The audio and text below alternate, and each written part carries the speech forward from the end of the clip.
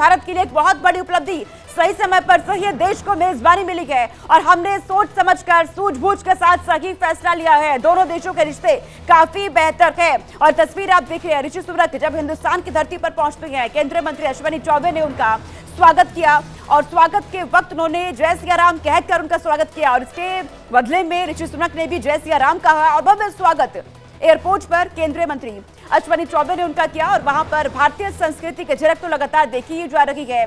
जो भी विदेशी मेहमान पहुंच रहे हैं उनका स्वागत इसी तरह से हो रखा है। तमाम जो केंद्रीय मंत्री है उन्हें जिम्मेदारी दी गई है विदेशी मेहमानों को रिसीव करने की। और इन सबके बीच ऋषि सुनक की तरफ से ये बड़ा बयान दिया गया है। उन्होंने कहा कि भारत को इसकी मेजबानी मिलना एक बहुत बड़ी उपलब्धि है और सही समय पर सही देश को मेजबानी दी गई है, क्योंकि भारत इस बार G20 की अध्यक्षता कर रखा है। भारत में प्रगति मैदान में दिल्ली में यह आयोजन किया जा रहा है। भारत मंडपम में तैयारियां पूरी हो चुकी हैं। तस्वीरें इंडिया डेली लगातार आपको दिखा रखा है। और यहाँ पर वैश्विक मंच पर जब सभी देशों के नेता एक साथ बैठेंगे, यहाँ वैश्विक मुद्दों पर चर्चा होने वाली है। तो G20 के आयोजन से पहले ही ऋषि सुनक का ये बड़ा बयान सामने आया है। उन्होंने कहा G20 भारत के लिए बड़ी उपलब्धि है और सही समय पर सही देश को मेजबानी इसकी दी गई है। और उन्होंने यहाँ पर अपने रिश्ते का भी जिक्र किया कि भारत के साथ उनके रिश्ते काफी बेहतर हैं।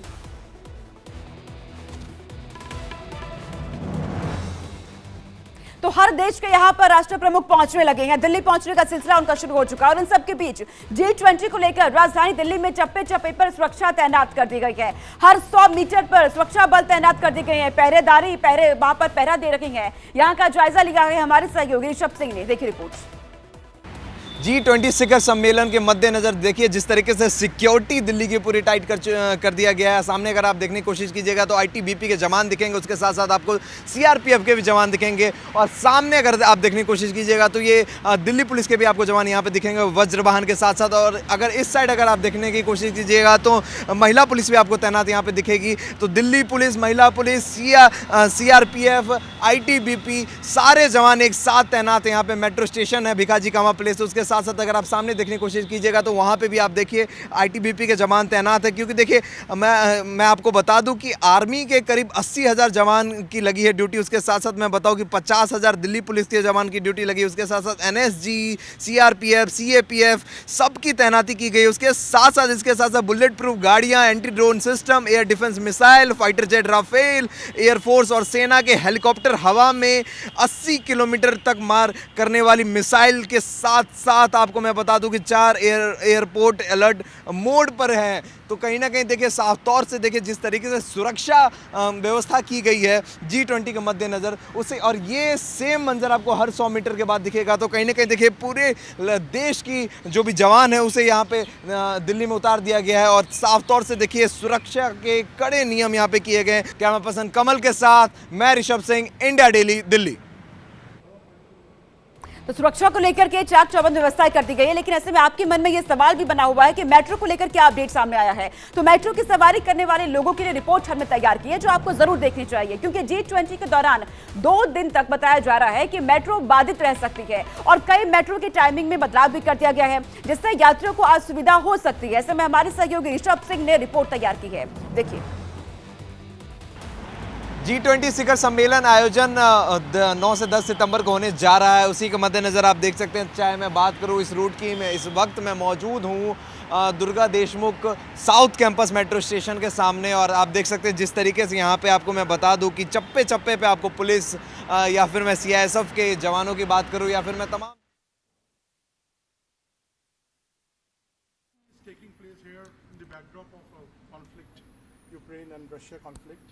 So, do you think it will cast a shadow and will it have an effect on the consensus building and the outcome?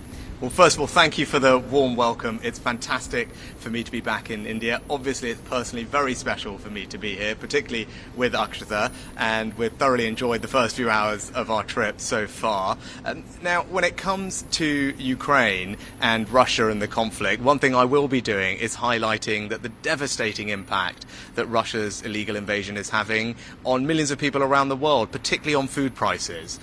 Russia recently has pulled out of a grain deal that was shipping grain from Ukraine to many poor countries around the world, and now you've seen food prices go up. That's causing suffering for millions of people. It's not right, and one of the things I'll be doing is making people aware of that impact of Russia's illegal war. So do you think it will have an impact on, will cast a shadow on the consensus building? Do you think there will be problem, the final outcome of G20? No, I think there'll be many things that we'll be discussing here at the G20 under India's leadership, and I'm confident that we'll make very good progress on a range of different issues. I think G20 has been a huge success for India. India is the right country at the right time to be hosting this, and I feel we're going to have a very good couple of days of deliberations and decisions made. How do you like the theme of one family? I think it's a great theme, and actually, when you say one family, I'm an example of the incredible living bridge that Prime Minister Modi described between the UK and India. That almost 2 million people like me in the UK of Indian origin. That's why it's very special for me to be here as British Prime Minister, in the country where my family are from. So can you give us some sense of a connect with India, like your roots here? Well, obviously, my wife is from here, from Bangalore. We got married in Bangalore. We used to spend lots of time together before we had children in Delhi, and we're trying to figure out if we can go to one of our old favourite restaurants this evening. But look, it's personally incredibly special for me to be back in India. It's a country I love dearly, a country where my family are from. But to come here in this role, to represent the UK, to find ways to forge closer links with India and play a part in making sure that India has an incredibly successful G20. And I'm very proud to see India doing so well on the world stage. Sir, coming to the bilateral part of it, a free trade agreement is underway, under discussion between the two countries. How soon can we expect to complete? Well, both Modi ji and I are keen to see a comprehensive and ambitious trade deal concluded between our two countries. Both of us think that there is a good deal to be done. But trade deals always take time. They need to work for both countries. And although we've made enormous progress, there is still hard work to go. And that's what we need to keep going through. The G20 is not the forum for those discussions. Of course, I will touch on that with Prime Minister Modi.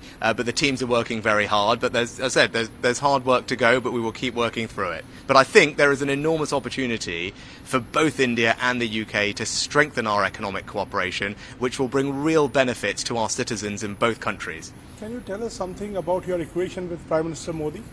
You have met him a couple of times now. Yes, and I have enormous respect for Modi ji, and he's been personally very warm and kind to me, and we're working very hard, as I said, on our shared ambition of concluding an ambitious and comprehensive trade deal between India and the UK, because both of us think that would be a good thing, and both of us need to make sure it works for our two countries. And at forums like this, I'm very keen to support Prime Minister Modi in making sure that this G20 is an enormous success for India, which I know it will be, and this has been a great year for India more generally.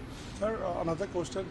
A lot of Indian community lives in your country there, and we have seen some ugly scenes of Khalistani protests, separatist protests.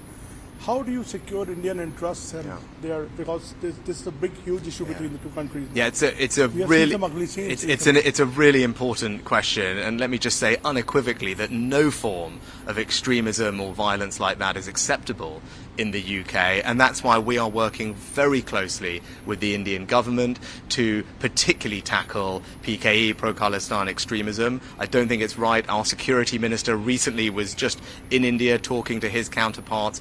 We have working groups together to share intelligence and information so that we can root out this kind of violent extremism. It's not right, and I won't tolerate it in the UK. Sir, how do you look at India's position on Russia and Ukraine? Well, it's not for me to tell India what positions to take on international issues, but I know India rightly cares about the international rule of law, the UN Charter, and respect for territorial integrity. I think those are things that are universal values that we all share. Those are things that I believe, and India, I know, believes in those things too. Sir, you have defined India-UK relations as a defining of our times. And what is the roadmap of 2030? Can you give us some broad sense of the bilateral relation there? Yeah. Well, I think the bilateral relationship is in good health, and Prime Minister Modi and I are keen to deepen and broaden our relationship. The FTA is an obvious way for us to do that, which is why it remains our priority. And as I said, hard work to go, but I hope we can conclude a successful FTA. I think we can strengthen our security relationship as well. That's something that I've spoken to the Prime Minister about. And then something I'm particularly excited about is increasing the collaboration between our incredible researchers, our scientific community, our universities. The UK and India are two of the leading science technology superpowers of the world, and I think if we work more closely together, we can create jobs, create new businesses, and help solve some of the world's most pressing problems. My last question to you. You talked about your roots in India. People also there's much talk about your roots. You are connected to Hinduism and you wear these, rollies in your hands. Tell us something about it. Yeah, so I'm a proud Hindu, and that's how I was raised. That's how I am. Hopefully, I can visit a mandir while I'm here for the next couple of days. And yes, we've just had Raksha Bandhan, so from my sister and my cousins, I have all my Rakis. And I didn't have time to celebrate Janmashtami properly the other day, but hopefully, as I said, I can make up for that if we visit a mandir this time. But it's something that is important to me. I think faith is something that helps everybody who has faith in their lives, particularly when you have these stressful jobs like I do. Having faith to give you resilience, to give you strength is important, and it provides an outlook on life which I find particularly valuable. Thank you, Prime Minister, for answering all our questions. Thank you so much. Great pleasure. Thank you. को यहाँ पर आप सुन रहे थे, उन्होंने कहा G20 का बहुत अच्छा आयोजन भारत की तरफ से यहाँ पर किया गया है और उनकी तरफ से तमाम तारीफें यहाँ पर हिंदुस्तान की गई है।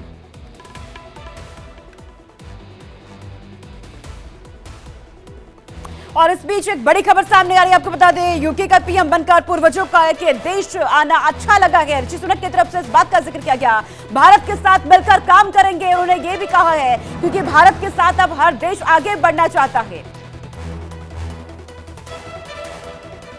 बुलेटिन में फिलहाल इतना ही, वक्त यहाँ पर एक छोटे से ब्रेक का।